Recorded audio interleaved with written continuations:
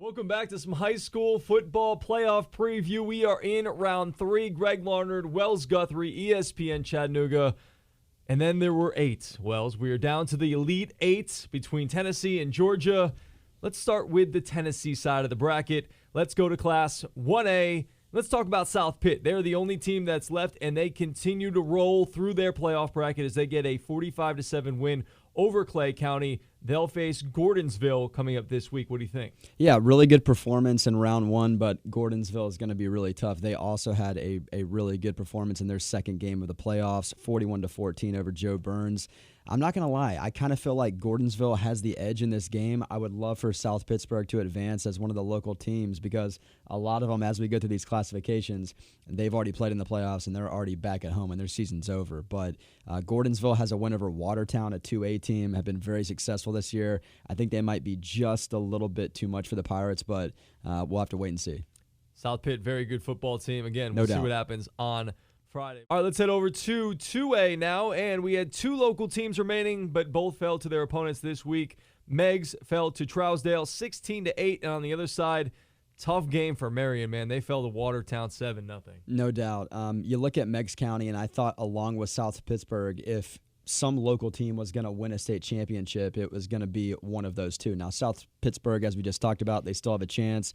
Meigs County, unfortunately, goes down to a really good Trousdale program. Watertown's very tough. I mean, they just took down Marion County in a low-scoring game, 7-0. This has to be a 100% coin toss by definition. I have no idea who wins this game, but it's probably going to be really entertaining. And we don't have any local dog in the fight anymore, so we move on to Class 4A, where we find the Red Bank Lions. Their magical season continues. Again, a slow start to the season. They picked it up late in the year, and they've just been riding this wave, this momentum that they've built towards the back half of the season. They got the first-round win over Stone Memorial. Then last week, they beat Macon County 47-7. They didn't just beat them, they blew them out of the water, Wells, and they move on to take on a very tough Upperman team now. Yeah, I was a little bit surprised by that 47-7 win they had over Macon. Thought it would have been a little bit closer, but hey, all the power to them. Upperman's a really good program. They've been in the playoffs many times in recent history, and they've really rolled through their opponents so far. The 46-7 win over Soddy Daisy in round 1.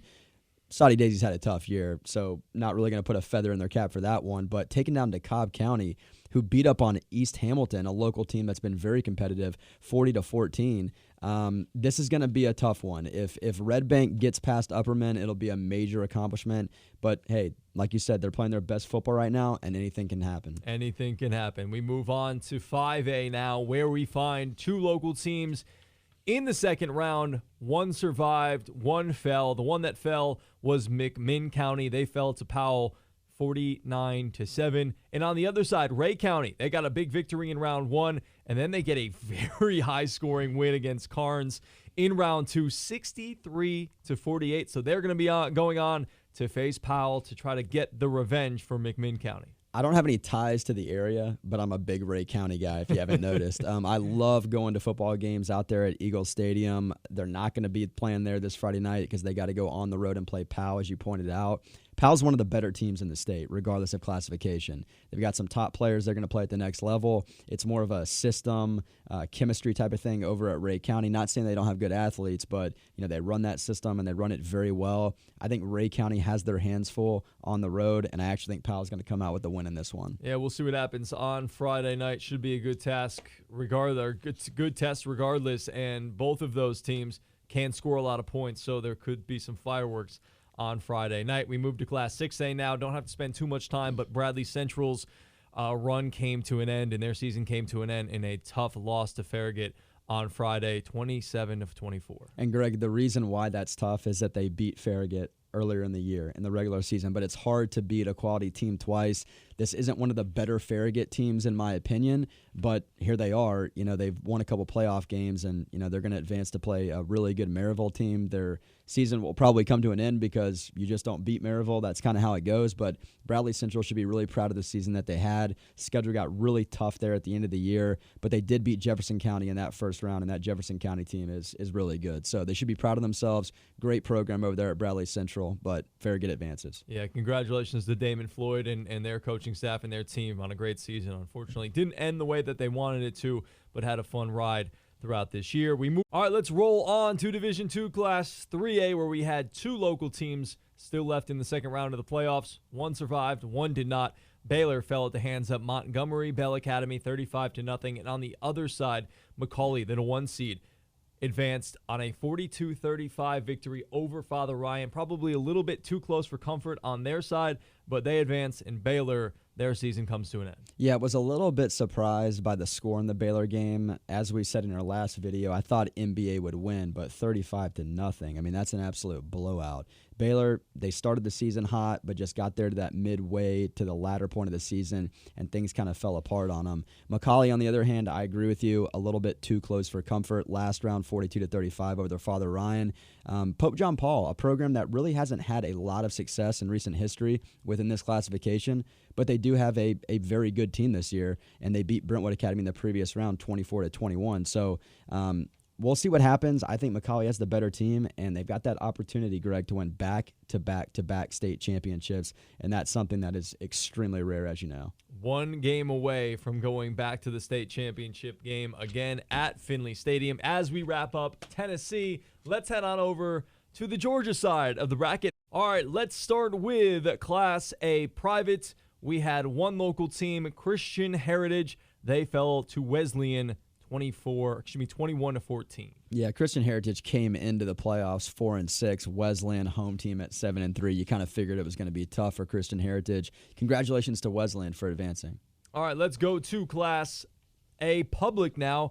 9-1 Tryon. They got a big win over Social Circle, 55-21. They will face Wilcox County, who downed Charlton 36-26. What do you think about this matchup coming up this week, Wells? You know, not going to lie to you, don't know a ton about Wilcox.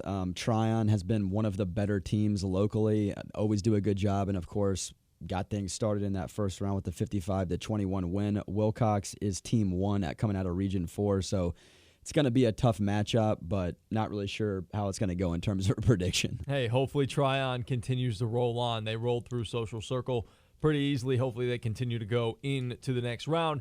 Class AA now. Heard County at Dade County was our first round matchup, and unfortunately Dade County fell 32-27. We move on to Class 3A now, where we had a bunch of local teams.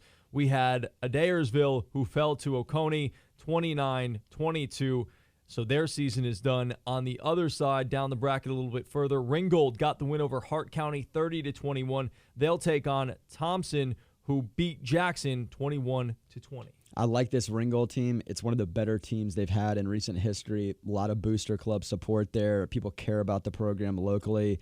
I don't know a lot about Thompson. I do know they're team 1 coming out of Region 4, so they've got some respect. I'm going with Ringgold, man. I think they keep the magic going. I think they find a way to win in advance. I hope so. That Ringgold team is fun to watch, and yes, they have a really good program this year. On the other side of the bracket, just one other note, another local team, North Murray, fell to Monroe area 58-14. As we roll to Quad A now.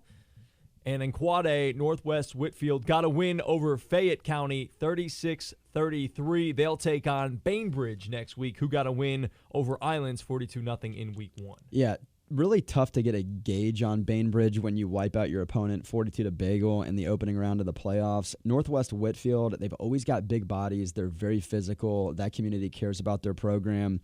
Tough first-round game. It was close, 36-33, as you pointed out.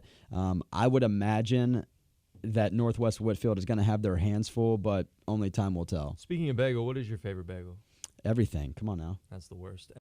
All right, we roll on to 5A now, where we had one local team, and they got it done. It was Calhoun over Decatur, 35-21. They move on to face Ware County, who beat Banneker 42-28 in the round 1. I'm just going to go with history, and Calhoun's been one of the best, if not the best program in our coverage area for a really long time. Don't know a lot about Ware County other than them being the top-ranked team in this bracket, this part of the bracket, but I'm going with Calhoun, man. I'm just going with history, tradition, and all that. It's going to be tough to take down Ware as the number 1 seed within that bracket, but hopefully Calhoun will be able to do it, and that does it for our 3rd edition of our high school football playoff preview. Wells Guthrie, Greg Larnerd, have a great week. Let's watch some high school football playoffs.